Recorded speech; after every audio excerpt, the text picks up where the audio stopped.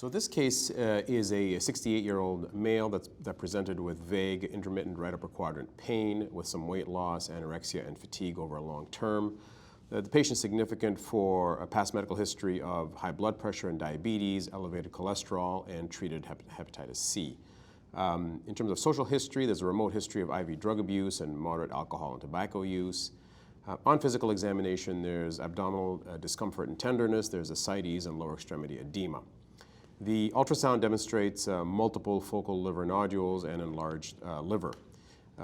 As appropriate, the patient had a CT scan that revealed multiple hepatic lesions ranging from 3.2 to 4.5 centimeters, and on metastatic workup is negative, so nothing outside of the liver. The liver function in terms of bilirubin is maintained. The albumin is slightly low at 3.0, platelet count also low at 102, INR 1.0, a Child-Pugh A patient, but by staging is BCLC-B.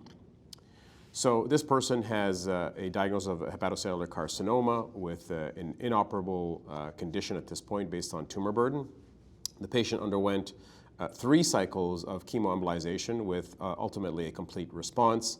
However, unfortunately, ultimately suffered worsening ascites and decreasing liver function, and again, unfortunately, deeming the patient as a non-candidate for future treatment with chemoembolization. Not good. If anything, I give you credit for bringing your case for discussion among all of us.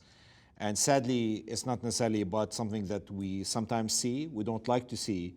But to just pin it down, where do you think really things went wrong? Like, how did we get this patient to get to that level of poor liver function? So I think everything in terms of obviously the workup, the evaluation, the diagnosis, the staging was fine. I think the patient was discussed at multidisciplinary tumor board. But I think, as I've mentioned before, the reality is that no patient should be managed with local regional therapy or any of these therapies in isolation of one subspecialty, right? So in reality, we do one chemoembolization, we assess response, we look at the liver function, we repeat. And if we're doing well and the patient is tolerating it, we continue to do so. And so I think not having some images to really look at this, but hopefully they treated everything, and they did with a complete response.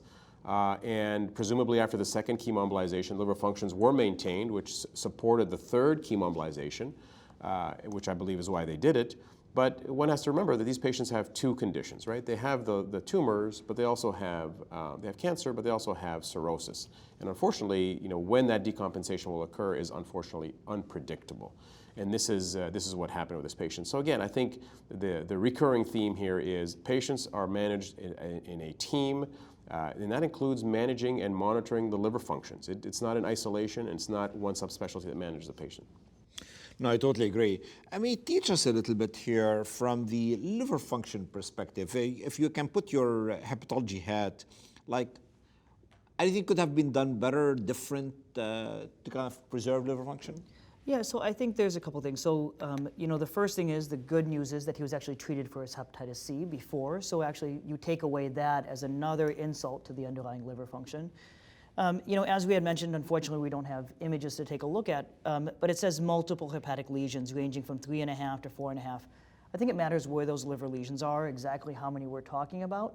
But I think the thing that we do realize is that if you have extensive multifocal disease, even if it's liver localized, some of those patients may be better treated with systemic therapy up front rather than local regional therapy. And I think that, as a team, I think we have to be more cognizant that this is a real risk sometimes when we're quote unquote overly aggressive with local regional therapy.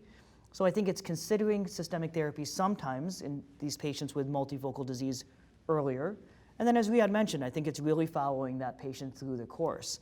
And so, the question is, was this a slow dwindle where basically after each chemoembolization you saw the liver function get worse, but the patient was still retreated?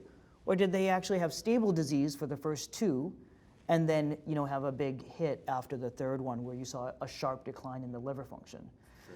The other thing that we do is we talk routinely with our interventional radiologists. So when they're doing, the chemoembolization, if they then say, look, I can treat the liver lesions, but you're going to have a high risk of liver dysfunction because there's going to be a lot of off-target effects.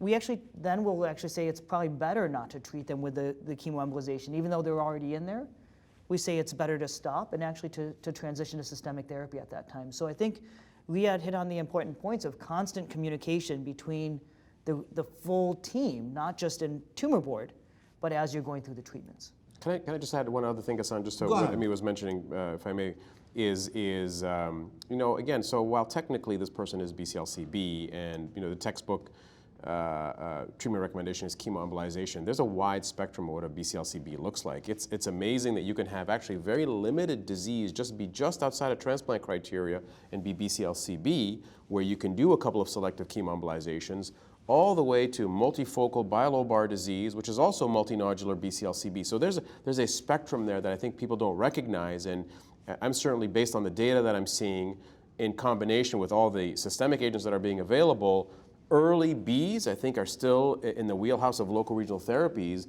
but later Bs, I think, are clearly things that we need to be careful, because as Amit was mentioning, you know, in order for me to treat the entire liver, I need much more than 2 chemoembolizations, and hence you can't go on to systemic therapy. And when you take a look at the data for local regional therapy, it really is more so on the early Bs than the mid Bs. Really, there's very limited data for local regional therapy on the Bs that are more like a C. And so I think it's just like the Child-Pugh class, where you said it's a spectrum.